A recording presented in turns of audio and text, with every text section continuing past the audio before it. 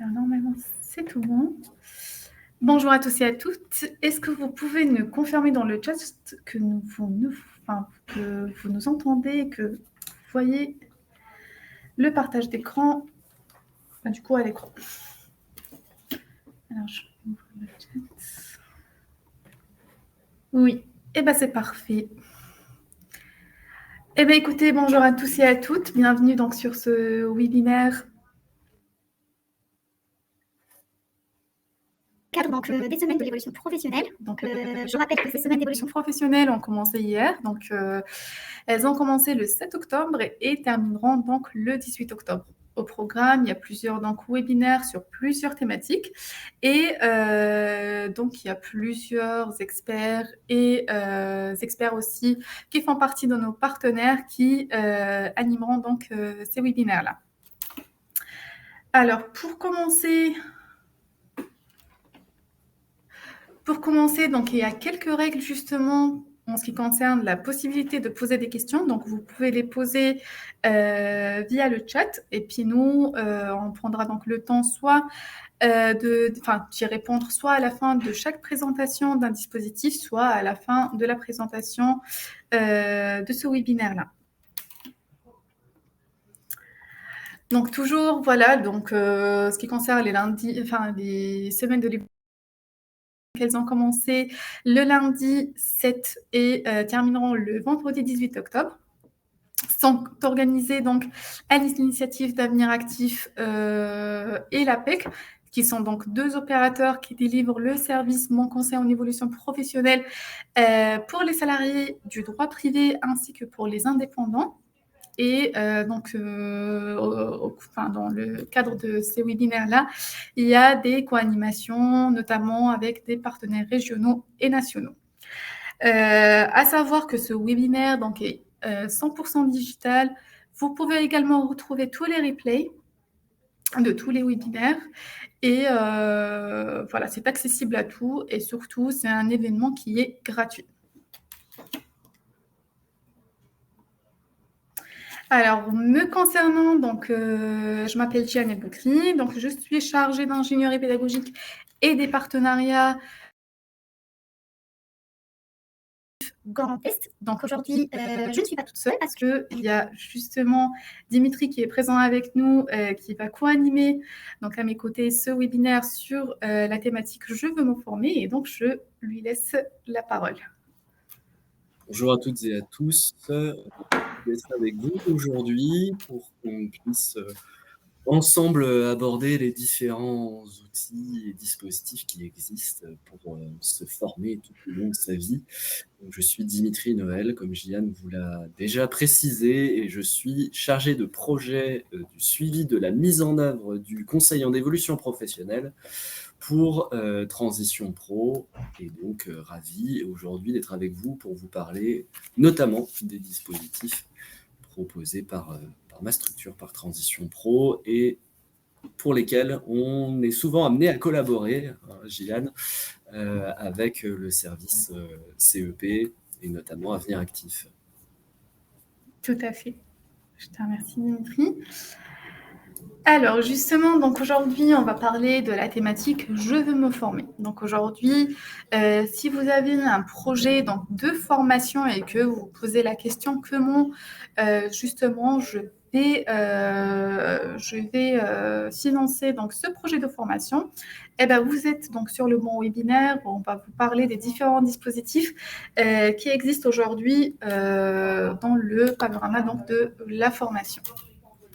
Donc, on va voir, en ce qui concerne les dispositifs, donc nous allons voir le CPF, le PTP, donc le projet de transition professionnelle, des missions en conversion, les transitions collectives, plan de développement des compétences, le PROA, PRL, et les 9 formations. Donc, ce sont tous les dispositifs que nous allons évoquer donc aujourd'hui.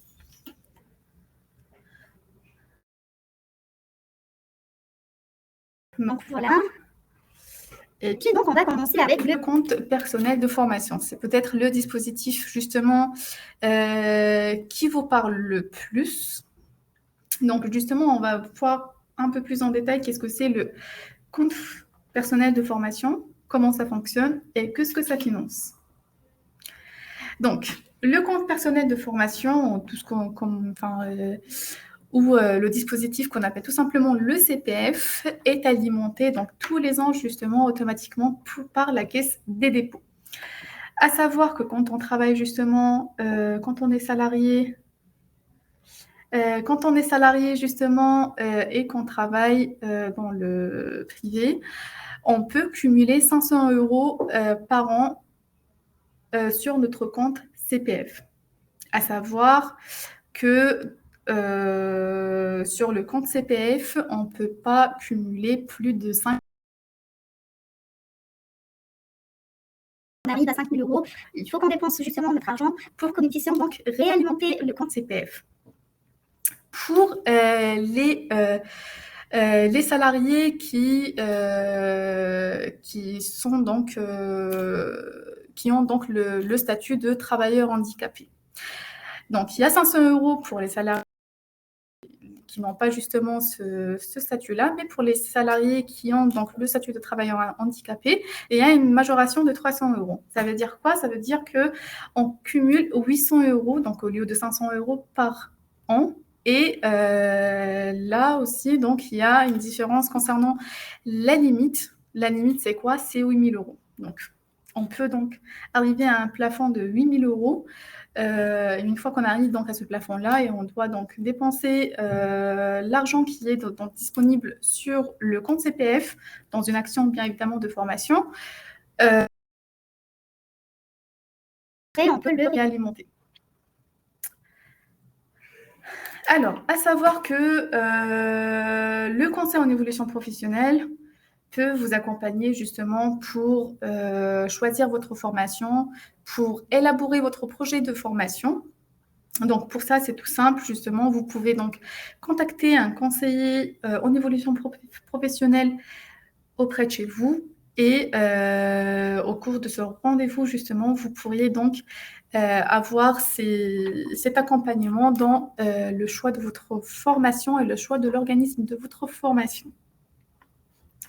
Pour consulter justement vos droits CPF, c'est tout simple, il faut juste se rendre donc sur www.moncompteformation.gouv.fr. Vous pouvez vous connecter, donc c'est vraiment intuitif, c'est tout simple. Et vous pourriez donc avoir justement le solde qui est disponible sur votre compte.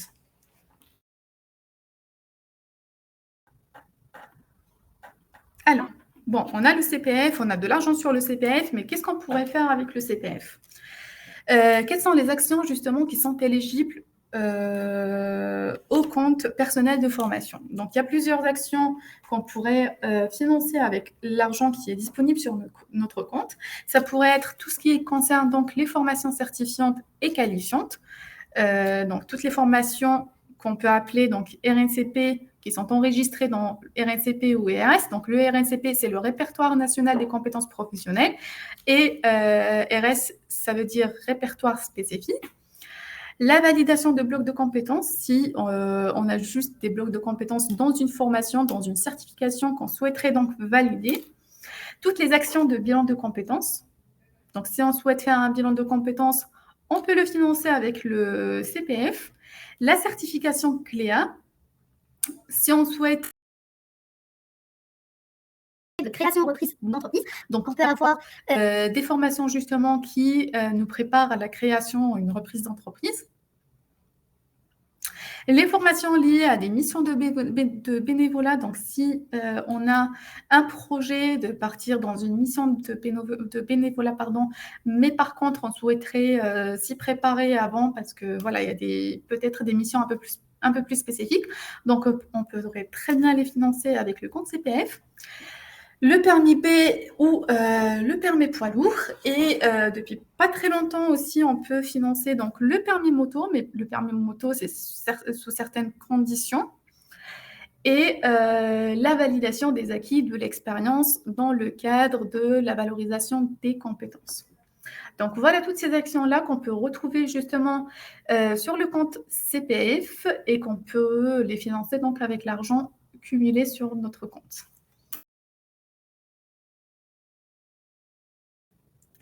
Alors, je vois juste en même temps, je vois qu'il y a des problèmes de caméra. Alors, ce que je peux faire, ouais. Je vais couper ma caméra. J'espère que ça fonctionnera mieux.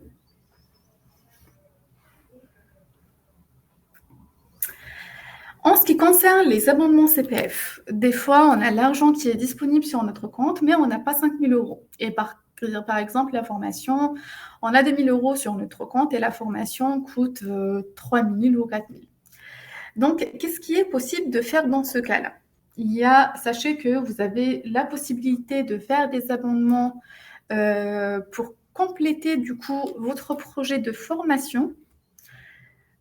À savoir donc que vous avez un abondement possible avec le compte professionnel de prévention dans le cas où vous avez donc un métier à risque professionnel.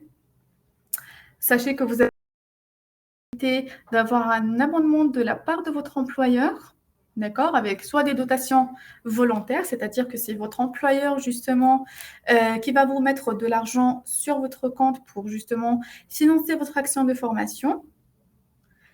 Des droits complémentaires, donc les droits complémentaires, notamment avec le compte engagement citoyen, c'est quand on est engagé dans des actions de volontariat, donc on cumule de l'argent également sur le CPF. Et puis des abondements, notamment avec la branche donc, d'accident du travail ou maladie professionnelle de la sécurité sociale. Donc tous ces moyens-là peuvent justement abonder le CPF. Et puis voilà, donc nous passons au deuxième dispositif, donc le projet de Je reprends la parole justement pour vous parler du projet de transition professionnelle. Donc effectivement, je vois aussi dans le chat beaucoup de questions qui circulent, certaines qui trouvent des réponses directement par des participants. On reviendra, hein, comme on l'a annoncé, comme Jeanne vous l'a annoncé, sur les questions éventuelles à la fin de la présentation. En ce qui concerne donc le projet de transition professionnelle, nous sommes sur un dispositif qui est destiné aux salariés du secteur privé exclusivement, quelle que soit la nature du contrat. C'est-à-dire que c'est accessible aussi bien au CDI, au CDD, aux intermittents ou intérimaires. Il y a des conditions d'ancienneté, je ne les citerai pas nécessairement toutes aujourd'hui parce que ça risquerait de prendre du temps.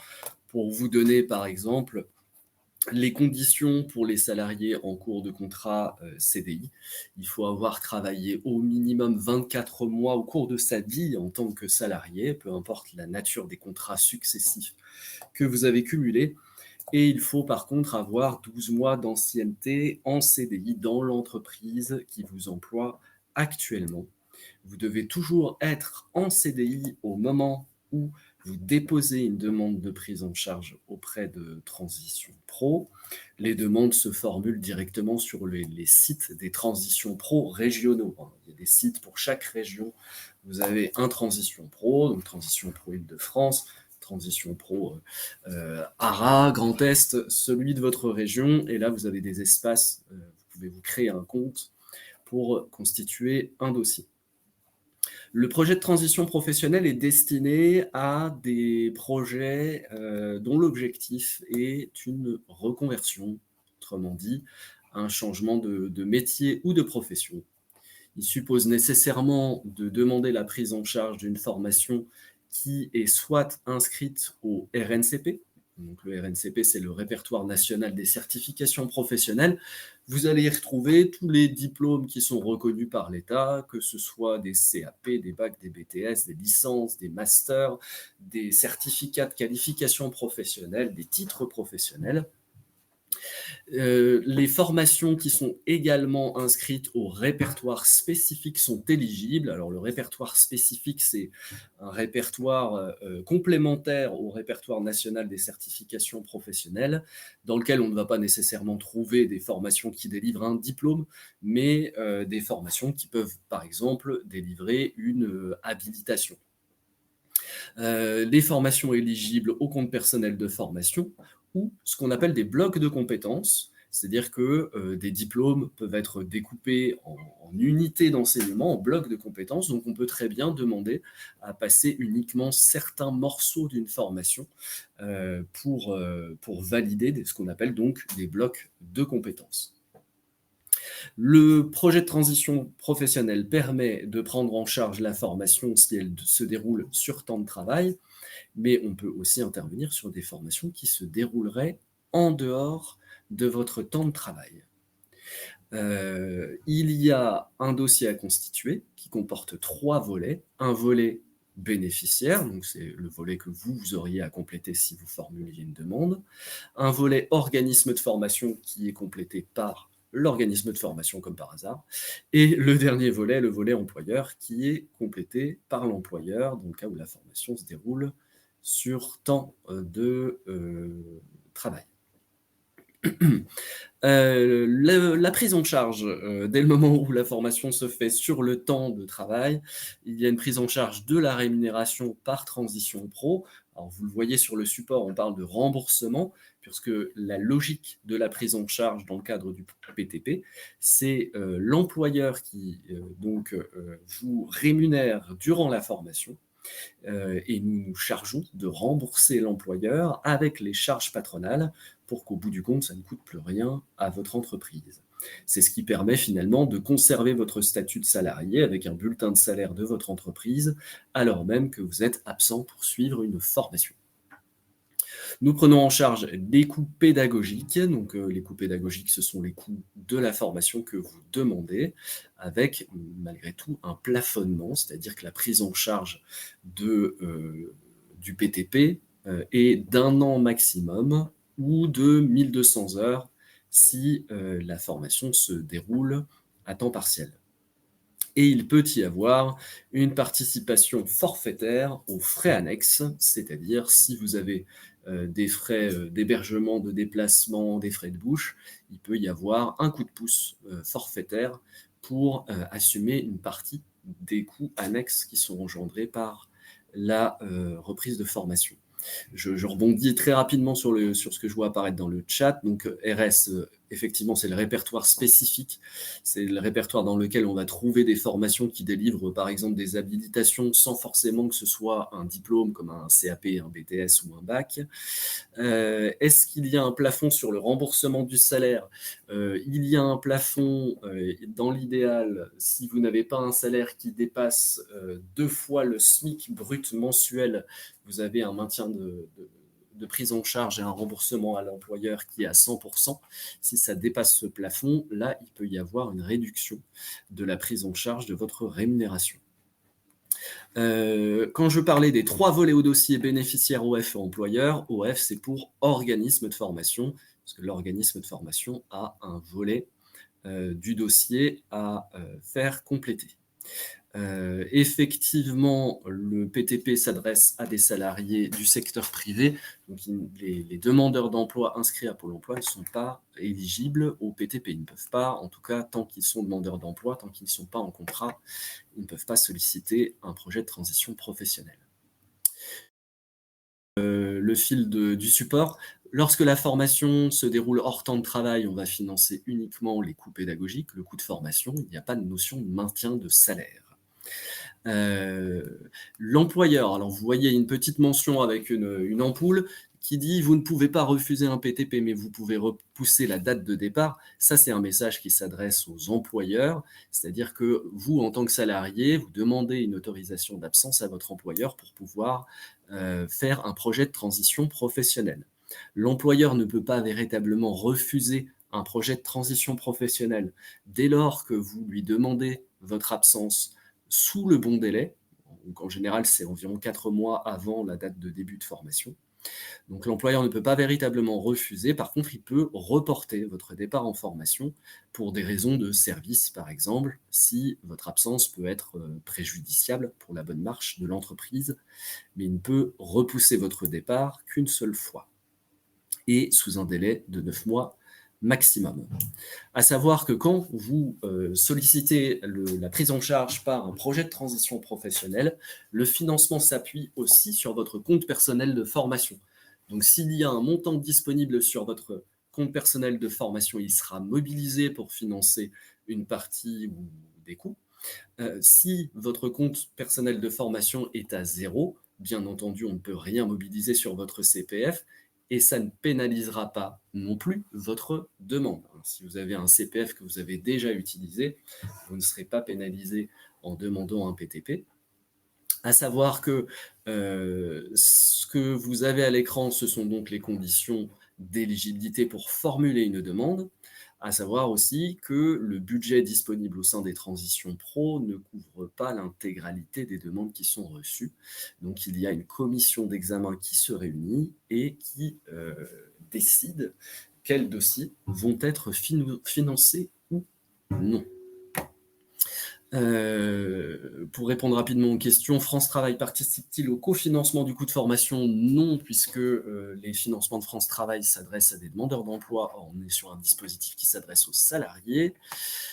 Si vous avez un master, oui, c'est possible d'en bénéficier tout de même. En tout cas, ce n'est pas une condition éliminatoire pour prétendre à une demande de projet de transition professionnelle. Le PTP est-il compatible avec un arrêt maladie? Oui, alors sous certaines conditions, il est tout à fait possible de faire un projet de transition professionnelle, soit en mettant un terme à son arrêt maladie la veille du démarrage de la formation, ce qui fait que fictivement, on est censé reprendre son poste alors qu'en réalité, on part en formation. Il y a aussi des possibilités de suivre la formation durant un arrêt maladie, mais ça demande de se rapprocher aussi de la CPAM et de l'ARS pour avoir des accords sur le fait de reprendre une formation alors qu'on est en arrêt maladie. Les motifs de report de la formation par l'employeur, c'est comme je le disais, ça peut être des raisons de service essentiellement, ou s'il y a trop de salariés qui sont déjà en projet de transition professionnelle au moment où vous devez partir. Est-ce qu'on ne privilégie pas ceux qui n'ont pas de diplôme? Alors, il y a effectivement des critères de sélection, comme je le disais, des demandes, puisque le budget ne permet pas de couvrir l'intégralité des demandes reçues. Et effectivement, il peut y avoir des points, entre guillemets, de priorité qui vont être donnés à des personnes qui ont les plus bas niveaux de qualification. Donc pour bénéficier d'un PTP, l'idéal, il n'y a pas de caractère obligatoire, mais je vous avoue qu'on le conseille fortement. C'est toujours une très bonne chose de contacter un conseiller en évolution professionnelle le plus tôt possible, notamment pour travailler son projet professionnel si ce n'est pas encore le cas, ou en tout cas pour le perfectionner, puisque l'étude du dossier s'appuiera aussi sur l'argumentaire autour de votre projet professionnel, sur les raisons qui vous amènent à changer de métier et sur les raisons qui vous amènent à cibler un nouveau métier. Ça, c'est véritablement le travail d'un conseiller en évolution professionnelle qui peut vous accompagner sur toutes ces interrogations, ces questions, y compris pour, par exemple, travailler sur les perspectives d'emploi à la suite d'un parcours de formation. Sinon, comme je le disais, vous pouvez créer un compte sur le site régional du Transition Pro de votre région, demander une autorisation d'absence à votre employeur, comme je l'indiquais, l'idéal c'est de le faire 120 jours avant le départ en formation, donc 4 mois avant. 3 volets au dossier qui doivent être complétés, signés au plus tard 3 mois avant le début de la formation que vous envisagez. Le dossier passe devant une commission paritaire d'examen. Donc la commission est constituée de représentants de syndicats salariés et patronaux. Vous recevez, suite au passage en commission, une réponse de transition pro dans les 48 heures. Et si, bien sûr, vous avez une réponse positive, vous pourrez partir sereinement en formation. Si jamais la demande était refusée, vous aurez un motif qui précise les raisons pour lesquelles le dossier est refusé. Et en fonction de ce motif, vous aurez une possibilité, un droit de répondre par ce que l'on appelle un recours gracieux, maximum 2 mois après la réception de la première réponse de transition pro. Quel plafond maximal pour les frais de formation? Alors, en gros, on va regarder 2 choses. Dans l'idéal, il est préférable que le coût de formation ne dépasse pas 18 000 € hors taxe. Je parle bien uniquement du coût de formation. Donc, 18 000 €, le plafond est quand même très élevé. C'est-à-dire que certaines formations techniques, comme des formations, je ne sais pas moi, de maçon, peuvent, ou de plombier chauffagiste, par exemple, peuvent assez rapidement monter dans les 12 000, 13 000 ou 14 000 euros. Nous, on a un plafond de 18 000 euros hors taxe. Après, si la formation fait 3 000 euros, mais qu'elle dure 2 jours, c'est une formation qui va coûter très cher. Donc, on a un plafond qui se calcule cette fois-ci plutôt en fonction du coût horaire de la formation. Et donc, si votre formation est en dessous des 18 000 euros, on va aussi s'assurer qu'elle est en dessous des 27,45 euros de l'heure hors taxe. Ça ne veut pas dire, si jamais les frais de formation sont supérieurs à ces plafonds, vous ne pourriez pas demander une prise en charge. Ça veut par contre dire que notre prise en charge sur les frais de formation serait plafonnée à hauteur des montants que je viens de vous préciser, ce qui peut supposer qu'il y aurait du reste à charge qui vous reviendrait. Si vous faites une formation qui coûte 20 000 euros, on s'arrêtera à une prise en charge à 18 000 euros, ce qui signifie qu'il y aurait 2 000 euros qui resteraient à financer par vos propres moyens. J'enchaîne avec le dispositif démissionnaire. Excuse-moi, Dimitri. Oui, je t'entends. Oui. J'ai juste une question du coup par rapport au coût de la formation. Est-ce que c'est valable dans toutes les transitions pro au niveau national? Alors, c'est effectivement une règle qui s'applique au niveau national. D'accord.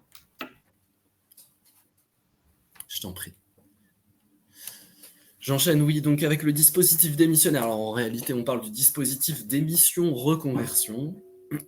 Donc là aussi, c'est un dispositif qui s'adresse uniquement aux salariés du secteur privé, qu'ils soient à temps plein ou temps partiel, et donc salariés en CDI.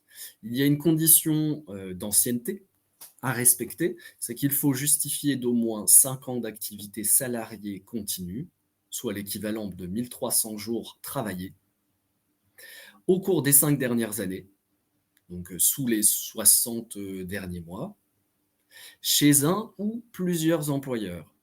Sachant que ce qui est très important, c'est que si vous avez bien cumulé 5 ans d'activité salariée au cours des 5 dernières années, si vous avez cumulé ces périodes d'activité chez plusieurs employeurs, il ne faut pas qu'il y ait d'interruption de contrat de plusieurs jours, par exemple, entre les employeurs. En gros, si vous avez terminé un contrat un jour, il faudrait que le lendemain, vous ayez enchaîné avec le nouveau contrat pour que les 5 ans d'activité salariée continue soient quand même comptabilisés. Voilà, donc là, on est sur un dispositif qui n'est pas en soi un dispositif de financement de formation. Le dispositif d'émission reconversion a surtout pour objectif de vous permettre de mettre un terme à votre contrat CDI avec votre employeur, tout en prétendant à une indemnisation de la part de France Travail. Donc, ça ne suppose pas qu'il y aura un financement, si jamais vous mettez en œuvre un dispositif d'émission reconversion, ça ne suppose pas qu'il y aura une prise en charge d'une éventuelle formation dont vous pourriez avoir besoin pour concrétiser un projet de reconversion. Et il y a 2 types de projets pour lesquels le dispositif d'émission reconversion peut être mobilisé. Soit si vous avez un projet de reconversion professionnelle qui nécessite le suivi d'une formation, ou si vous avez un projet de création ou de reprise d'entreprise, que vous ayez ou non besoin d'une formation pour pouvoir créer ou reprendre une entreprise. Donc dans un cas, on est sur une reconversion professionnelle dans l'objectif de prendre un emploi salarié qui va nécessiter obligatoirement le passage par une formation. Dans l'autre cas, on est sur des projets de création ou reprise d'entreprise avec ou sans besoin de formation. L'information très importante à avoir en tête si jamais vous envisagez de mobiliser un dispositif comme le dispositif d'émission reconversion, c'est de ne pas démissionner avant de rencontrer votre conseiller en évolution professionnelle. C'est la première étape indispensable, c'est presque comme une condition qui permet de prétendre à une indemnisation par France Travail. C'est de rencontrer en premier lieu un conseiller en évolution professionnelle. Et on va le voir, pour mobiliser ce dispositif, il y a aussi un dossier à constituer, un peu de la même manière que le projet de transition professionnelle, mais le dossier est différent. Et dans l'idéal, on a quand même tendance, même si ce n'est pas une obligation, à vous recommander d'attendre que votre dossier soit validé par le Transition Pro auprès duquel vous déposez votre dossier, avant de démissionner. C'est plus sûr. Autre condition essentielle, il ne faut surtout pas avoir débuté votre projet, c'est avoir entamé votre formation ou avoir déjà créé ou repris votre entreprise avant de mobiliser le dispositif.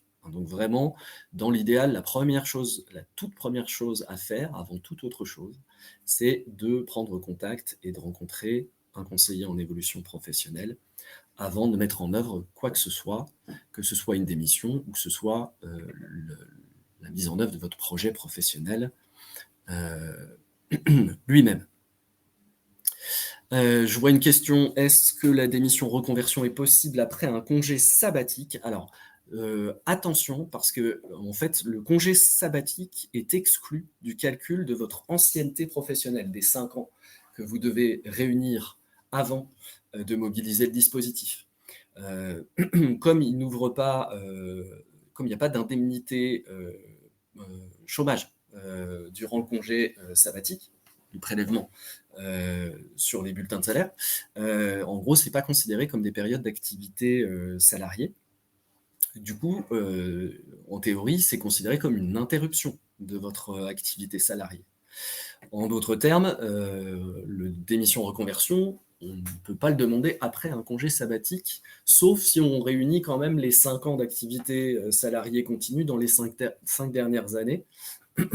Mais attention avec le congé sabbatique, en théorie, ça ne fonctionne pas.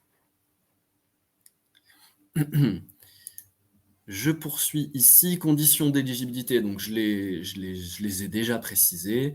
Comme c'est précisé sur le support, c'est un processus, un enchaînement d'actions à réaliser dans un certain ordre et en respectant des délais avant de démissionner. J'insiste bien sur ce point-là, sur le fait de commencer avant toute autre chose par contacter un CEP. Avant de mettre en œuvre quoi que ce soit, c'est-à-dire avant de déposer une démission auprès de votre employeur ou de concrétiser votre projet. Si on est demandeur d'emploi depuis peu, le dispositif n'est pas accessible. Il faut véritablement être salarié en CDI du secteur privé avant même de mobiliser le dispositif. Si vous êtes déjà demandeur d'emploi, on ne peut plus finalement revenir en arrière et demander en quelque sorte à démissionner. Étant demandeur d'emploi, il n'y a plus de notion, légalement, il n'y a même plus de notion de démission. Démarche à réaliser pour bénéficier du dispositif démission reconversion. Alors, on est un peu dans le même schéma que pour le projet de transition professionnelle.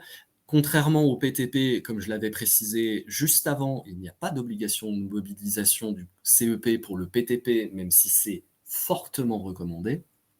Là, pour le dispositif d'émission reconversion, c'est obligatoire. Il faut absolument commencer par contacter un conseiller en évolution professionnelle qui peut vous accompagner sur le montage de votre dossier, qui est ensuite transmis à Transition Pro et que vous pouvez constituer sur les espaces personnels des sites Transition Pro.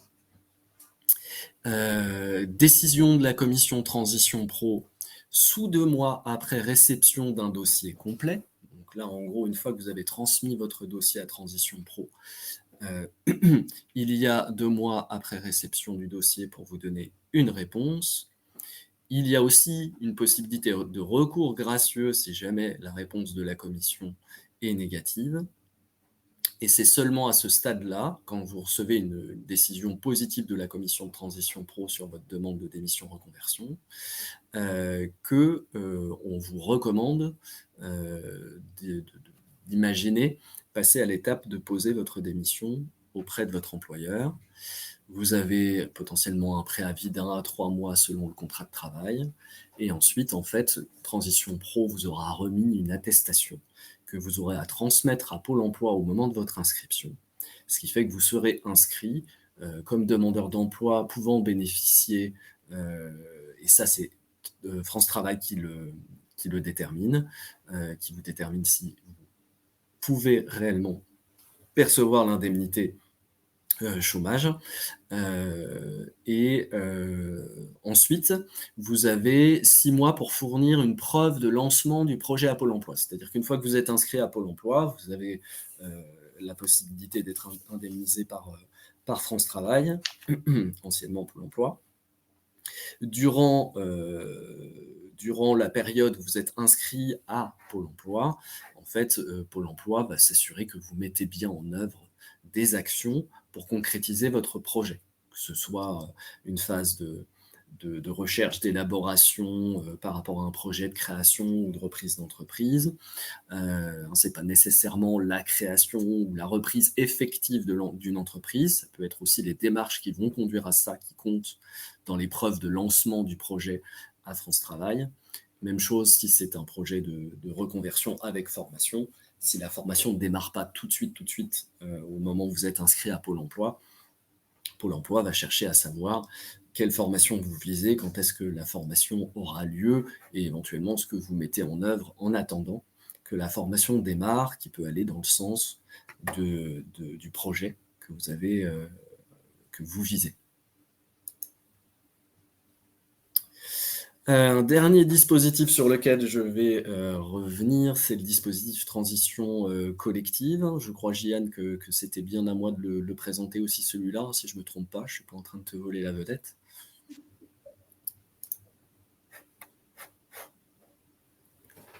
Alors, transition collective, donc Transco. Alors là, c'est un dispositif encore bien précis, puisque cette fois-ci, il s'agit d'un dispositif qui est destiné aux salariés d'entreprise qui connaissent des mutations, qui peuvent être, en quelque sorte, subir une baisse d'activité. Et qui concerne aussi des entreprises qui, de l'autre côté, ont des besoins de recrutement forts sur des métiers porteurs, comme par exemple dans les métiers de la santé, du soin, etc. Donc là, les critères d'éligibilité au dispositif pour les salariés sont les mêmes que pour le PTP. C'est sur la base du volontariat, donc un salarié peut décider de suivre une formation ici aussi certifiante, bloc de compétences, ou peut même prétendre à une VAE.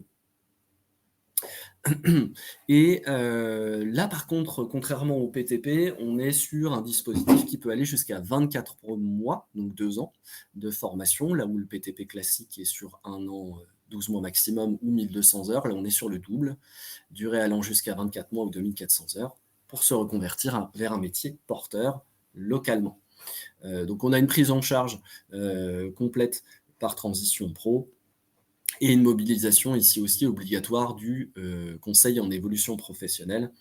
Donc, c'est en gros des conditions améliorées par rapport au PTP, mais là, il faut bien, c'est quelque chose qui met dans la boucle directement votre employeur actuel, puisque l'employeur actuel et l'entreprise actuelle doit en quelque sorte être dans une situation où il peut y avoir une nécessité pour ces salariés de se reconvertir parce qu'il y a une baisse d'activité durable. Pour mobiliser Transco, alors je l'ai déjà précisé, hein, c'est quelque chose qui se formalise avec un accord avec les employeurs. C'est pour ça que les salariés sont accompagnés par les conseillers en évolution professionnelle. Vous avez les différentes étapes. Il y a aussi effectivement un dossier spécifique à compléter. Et il y a un accompagnement tout au long du parcours par le conseiller en évolution professionnelle, des liens avec l'entreprise et avec Transition Pro pour le dossier de financement et le suivi du dossier de financement après qu'il ait été accepté. Et voilà, et là, cette fois, je peux te repasser le micro, Jeanne. Merci à vous pour l'attention. Merci Dimitri. Donc là, nous passons donc à notre dispositif qui est le plan de développement des compétences. Alors, qu'est-ce que c'est ce dispositif de plan de développement des compétences? Alors, anciennement appelé donc le plan de formation. Depuis le 1er janvier 2019, justement, le plan de formation est remplacé par le plan de développement des compétences. Et justement, cet outil-là, ce plan-là est un outil justement qui est à portée de... Donc, les entreprises doivent l'adopter en fonction du coup de leur stratégie et de leur projet de développement.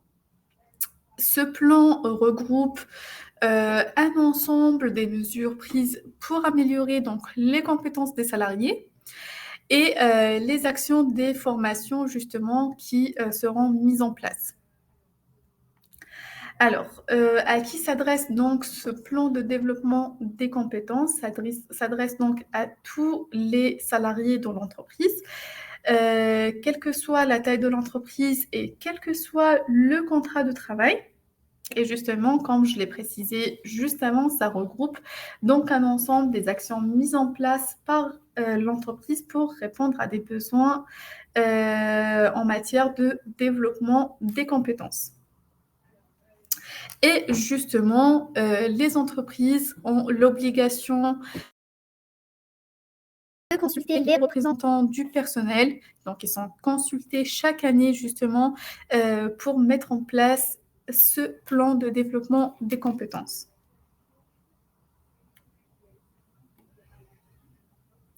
Alors, qu'est-ce qu'on peut retrouver justement dans ce plan de développement des compétences? Quelles sont les actions qui y font partie? Donc, on peut retrouver toutes les actions de formation obligatoires et non obligatoires. On peut retrouver également les bilans de compétences, les validations des acquis de l'expérience, les actions de lutte contre l'illettrisme, CLEA, etc. Donc, toutes ces formations, enfin, toutes ces actions-là pourront donc faire partie d'un plan de développement des compétences. Et ces formations-là peuvent être suivies donc soit en situation de travail, notamment par le dispositif. Ça pourrait être donc également suivi en présentiel ou donc tout en partie à distance, soit en hybride, en externe dans un organisme de formation, et elles pourront donc être planifiées soit sur le temps de travail ou en dehors donc du temps de travail avec bien évidemment l'écrit du salarié. À ce moment-là, le salarié conserve toujours son statut du salarié et conserve bien évidemment tous ses droits. À savoir que pour les entreprises de moins de 50 salariés, elles peuvent bénéficier donc d'un financement de leur plan de développement des compétences via l'OPCO. Donc, ils doivent juste consulter justement l'OPCO auquel donc elles appartiennent. Enfin, elles appartiennent cette entreprise-là, et l'entreprise doit de l'OPCO pour pouvoir soit financer le plan de professionnel, enfin le plan de développement des compétences en entier, soit d'avoir donc une partie de cofinancement de ce dernier.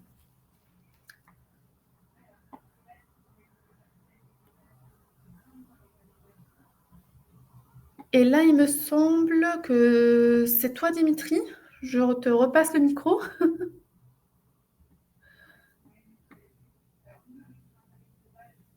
Je suis là, j'étais en train de Oui, il n'y a pas de souci. de profiter de ton intervention pour répondre à des questions dans le chat. J'en vois une d'ailleurs qui est Zaco, l'OPCO. Alors l'OPCO, c'est ce qu'on appelle l'opérateur de compétences. Donc avant, on appelait ça des OPCA. Avec la réforme, je ne sais plus précisément de quelle année. L'appellation a changé. En quelque sorte, ce sont des opérateurs qui collectait des fonds des entreprises, hein, notamment pour l'alternance, la professionnalisation, et pour lesquels, auprès desquels plutôt les entreprises peuvent en quelque sorte déléguer la gestion du plan de développement de compétences. Donc, qui peuvent gérer ce qui concerne les formations continues pour les salariés d'entreprise, hein, si je résume. Euh, et si d'autres veulent compléter, qui n'hésitent pas dans le chat, j'essaie de faire court. Alors justement, on va parler de la promotion par l'alternance, donc le dispositif PROA. On va répondre aux questions que vous voyez à l'écran. Qu'est-ce que la promotion par l'alternance? À qui ça s'adresse? Et comment se déroule le parcours? Donc la PROA s'adresse ici aussi à des salariés en CDI ou en contrat unique d'insertion, aux sportifs et entraîneurs professionnels en CDD et des salariés dont la qualification est inférieure ou égale à un niveau licence. L'objectif de la PROA, c'est d'obtenir un diplôme, ici aussi avec une finalité professionnelle, donc des diplômes qui sont inscrits au répertoire national des certifications professionnelles ou à des certificats de qualification professionnelle, en tout cas une qualification qui est reconnue dans notamment les classifications d'une convention collective nationale de branche, donc des formations qui sont nécessaires pour l'exercice d'un métier, qui sont réglementaires, notamment comme des habilitations ou autres. Le principe, c'est que on est sur une formation qui se veut en situation de travail, en quelque sorte, hein. Donc, il peut y avoir des phases de stage, hein, qui sont très importantes sur le terrain, couplées avec de la formation théorique au sein d'un organisme de formation. Donc on est un peu sur un principe proche de l'alternance, mais pour des salariés. Donc vous le voyez, la PROA peut s'étaler de 6 à 12 mois. Par contre, la durée peut être étendue pour certains publics, hein, pour les jeunes de 16 à 25 ans révolus, pour d'autres types de publics. Alors, il y a des conditions particulières, je ne vais pas rentrer dans tous les détails, ou lorsqu'on est sur effectivement des qualifications qui sont exigées pour l'exercice d'un métier. Et là, on peut avoir des durées qui s'allongent au double. Et donc la PROA, elle est financée par l'OPCO pour financer l'action de formation et le CEP est là essentiellement auprès du salarié pour vous conseiller, vous aider à choisir le dispositif le plus adapté, éventuellement, là Gianne, tu me corriges si je me trompe, pour faire le lien aussi justement avec l'entreprise si nécessaire pour mettre en œuvre ce type de parcours. Globalement, le salarié peut très bien proposer à son entreprise la réalisation d'une PROA. Par contre, c'est bien l'employeur qui aura à se rapprocher de son OPCO, donc, pour mettre en œuvre effectivement un parcours comme celui-là. Je regarde, je voyais des questions. Voilà, oui, tu y as répondu, Gilliane, sur les OPCO. Il y a des OPCO pour toutes les branches professionnelles, hein, donc quelqu'un disait pour les assurances, il y a un OPCO spécifique, je crois. Alors maintenant, le site que Gilliane vous a mis dans le chat vous permettra de retrouver quel est votre OPCO en fonction de votre branche d'activité. Voilà, je passe vite. Je crois que je te redonne la main cette fois. Tout à fait. Je te remercie, Dimitri. Alors, donc là, nous allons évoquer de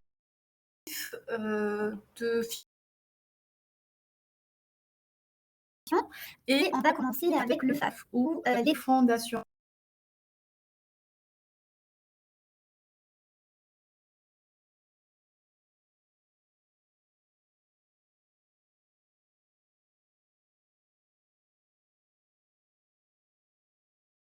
Alors, ce dispositif-là est adressé donc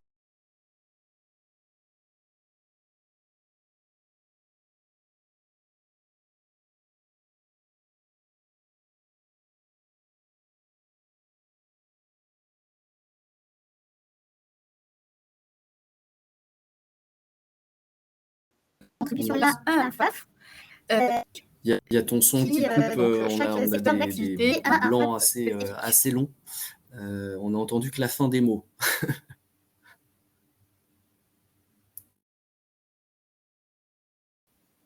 On t'entend.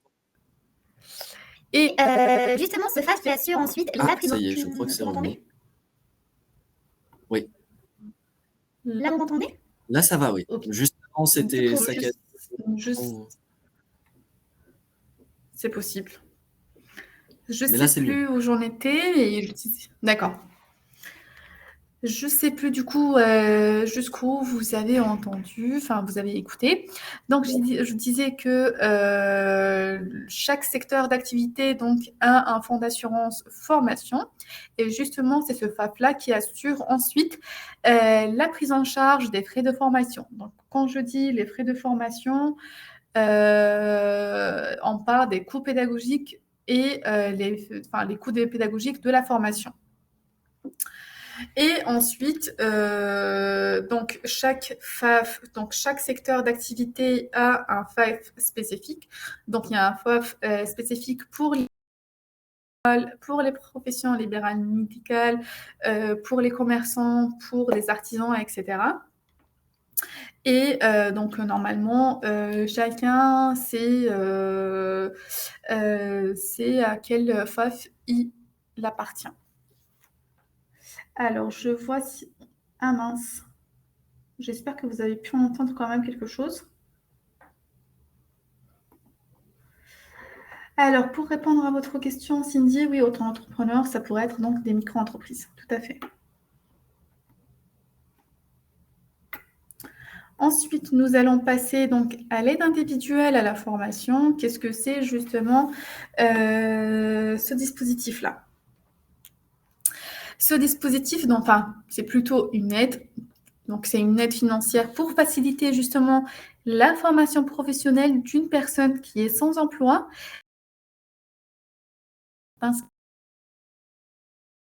Anciennement Pôle emploi.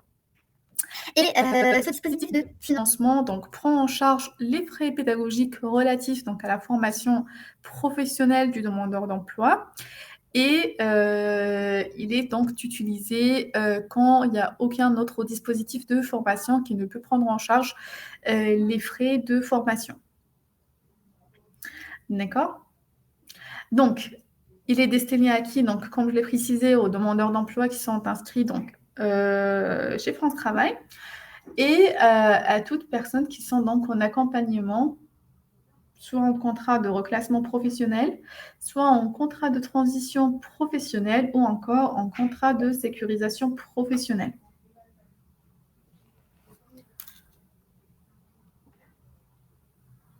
Alors, est-ce qu'il y a des questions? Et puis, on a un dispositif qui est le PFM de formation. Qu'est-ce que c'est justement ce dispositif-là? Donc, c'est un dispositif qui permet de financer les projets de formation en vue d'accompagner justement les entreprises dans leur mutation économique et dans le développement des compétences des salariés. Donc, ça s'adresse à tous les salariés qui soient en CDI ou en CDD, à temps plein ou partiel.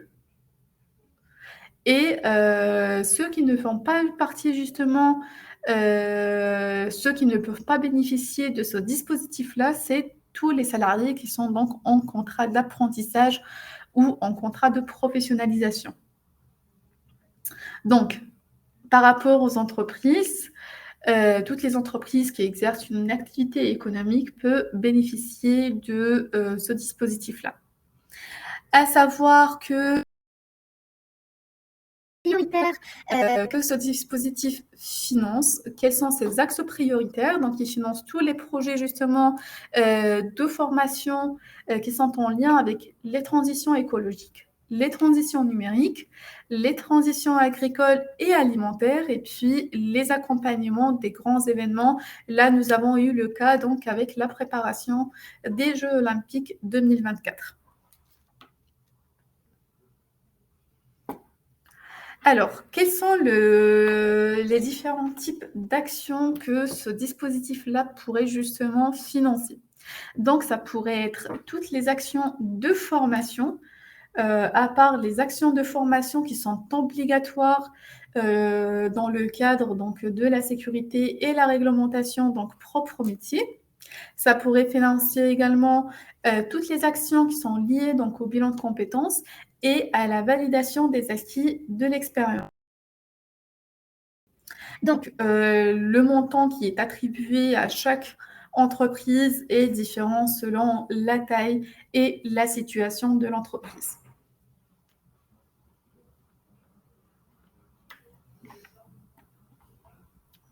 Alors, le FNE, qu'est-ce que ça signifie? Le FNE signifie Fonds national de l'emploi, tout simplement.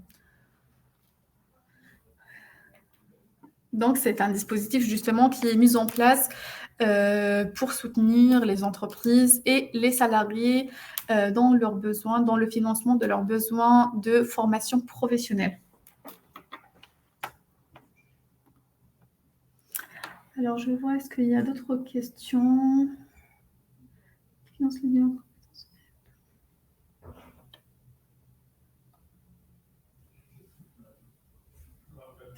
Alors, en somme, il y a 3 dispositifs qui financent le bilan de compétences et FNE. Est-ce qu'il y a d'autres dispositifs? Si vous avez éventuellement un compte C2P, donc le compte de prévention, le compte personnel de prévention, vous pourriez également donc financer une action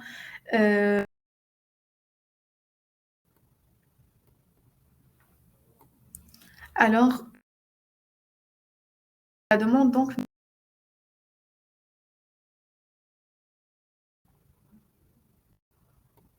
Alors, je poursuis donc la présentation. Et là, on va sur la présentation du conseil en évolution professionnelle. Qu'est-ce que c'est le conseil en évolution professionnelle?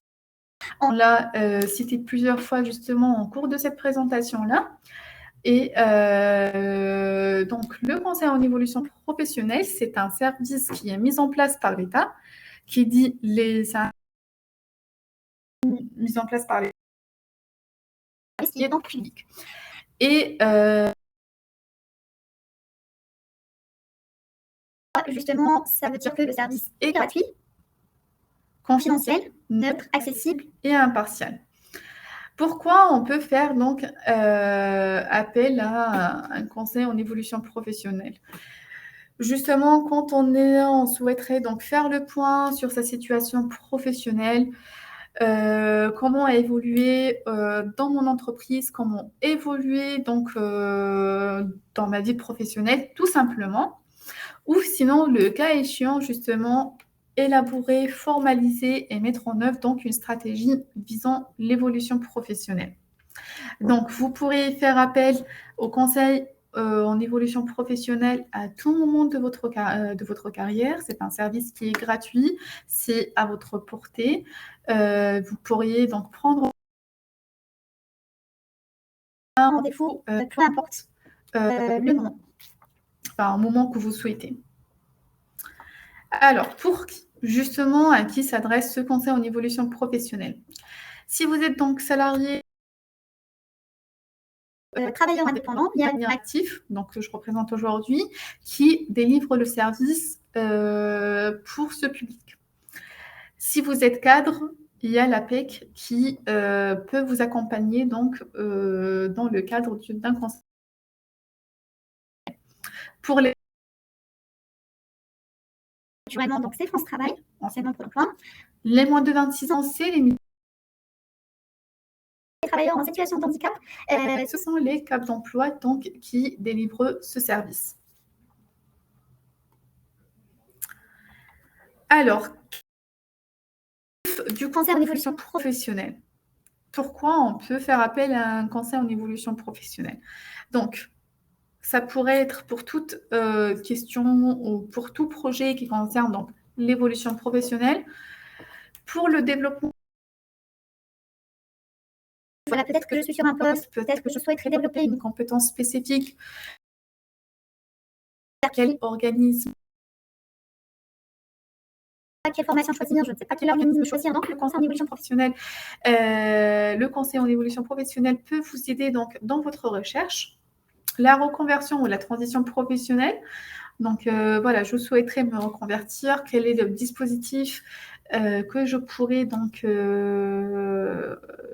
pourrais mobiliser, notamment donc là peut-être le projet de transition professionnelle qui est porté par les transitions pro. Si j'ai un projet de reprise ou de création d'activité, je peux consulter un conseiller en évolution professionnelle. J'ai un projet donc, de valorisation de mes compétences, notamment par la validation des acquis de l'expérience.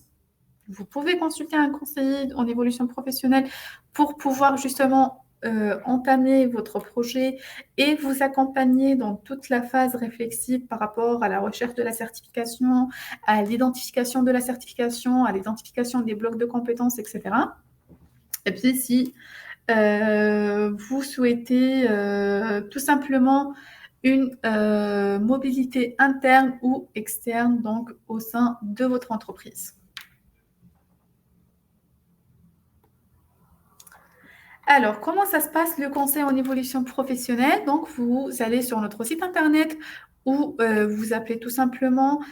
On va vous donner donc un rendez-vous qui est auprès de votre lieu de domiciliation ou de votre lieu de travail.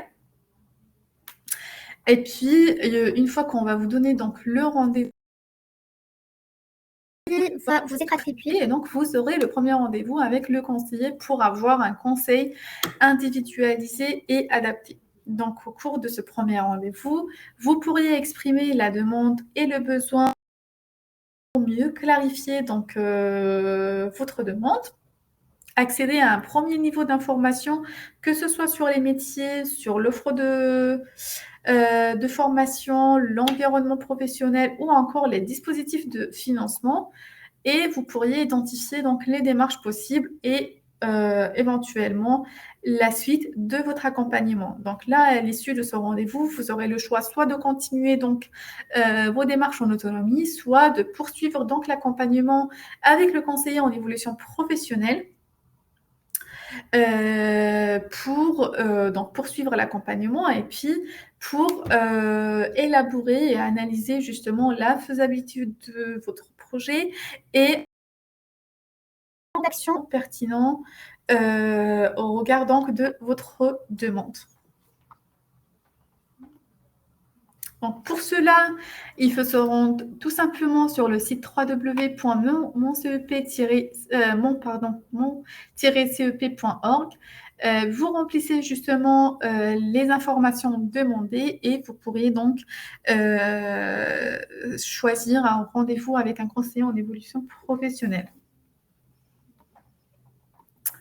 Donc voilà, nous arrivons à la fin de cette présentation. Je vais voir s'il y a des questions à côté.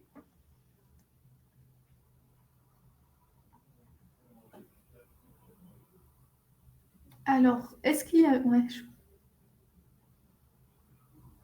Écoute. Je vois que Dimitri donc, a répondu aux questions. Je ne sais pas s'il y a d'autres questions, Dimitri, auxquelles tu souhaites répondre. Je crois que j'ai fait le tour, même si c'est très actif dans le chat, donc il n'est pas impossible que je sois passé de certaines questions. Je posais la question en retour à la question de Laetitia Darblay qui disait qu'on ne lui avait pas proposé de rendez-vous avec un CEP malgré sa volonté de changer de voie pro pour savoir si elle était salariée ou demandeur d'emploi. Alors, le CEP à France Travail est un service qui traverse finalement toute l'offre de service. Hein. Il n'y a pas forcément spécifiquement un entretien ou un rendez-vous qu'on appelle rendez-vous CEP au sein de France Travail. Malgré tout, les conseillers à France Travail délivrent aussi le service CEP. Après, effectivement, tout dépend de la nature de la demande. Je vois une question, oui, il me semble qu'elle avait déjà été posée. Peut-on donner de l'argent de son CPF à quelqu'un d'autre? Alors, apparemment oui, hein, il y a des possibilités de transférer des fonds, mais je n'ai plus les conditions précises en tête. Là, vous pouvez, il me semble que ça figure sur le site du compte personnel de formation, les modalités et les conditions qui permettent éventuellement de transférer des fonds qu'on détient soit à un tiers, à quelqu'un d'autre. Il y a une possibilité de donner son CPF, une part de son CPF à quelqu'un d'autre, mais je ne me rappelle plus exactement des conditions, vous m'excuserez. Qu'est-ce qu'on a d'autre? Tout à l'heure, vous avez parlé de formation obligatoire et non obligatoire. Qu'entendiez-vous par là? Alors, je ne suis pas sûr de saisir la question. Oui, moi non plus. Peut-on avoir un replay de cette présentation? Il me semble que les webinaires sont proposés en replay, non? Si je me Tout trompe à pas. fait. Voilà. Tout à fait. Donc, vous aurez accès au replay. Vous aurez également l'accès donc, à la présentation, enfin au support de la présentation. Voilà, je ne vois pas d'autres questions apparaître a priori. Bon. Merci à toutes et à tous pour votre attention, en espérant que ça vous aura éclairé sur les différentes possibilités. On n'a pas balayé dans tous les détails les dispositifs qu'on vous a présentés. Donc, vous avez en tout cas les contacts ou les sites internet pour mon conseil en évolution professionnelle, pour transition professionnelle, qui vous permettent après de voir les détails. Et puis surtout, n'hésitez pas effectivement à vous rapprocher d'un conseiller en évolution professionnelle qui peut vous éclairer sur encore plus sur tous les points qu'on vient d'aborder aujourd'hui ensemble. Tout à fait, Dimitri. Donc, si vous avez des questions, si vous avez un projet d'évolution professionnelle, donc rendez-vous avec un conseiller en évolution. Donc, c'est des rendez-vous donc, qui sont gratuits, qui pourront vraiment être soit sur votre lieu de travail.